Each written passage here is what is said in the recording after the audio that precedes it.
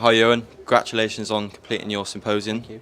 Could you just outline what your symposium was about and why you've done it? My symposium was about the underrepresentation of Black, Asian, minority ethnic groups in Welsh coaching, and I chose this topic to do it just because it's something that have always struck me as kind of being a question of why this happens.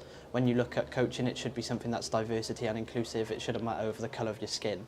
And I've always wondered why there's always been a lack of successful BAME coaches in any role of football, really. What was the process like with researching, and how has it been, and have you learnt more from starting this topic? Yeah, I have learnt more. You come to understand that it's a systematic issue.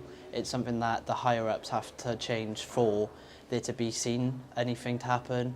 The research was difficult. Trying to get people who were willing to talk about the matter was kind of frustrating, but I think that speaks more on the matter itself, that if people are unwilling to speak up about the matter, then it shows that it's a known problem, but there seems to be a lack of willingness to improve on the matter, really. So when you were doing research, did you try get in contact with the likes of the FAW and such? Were you getting pushed back?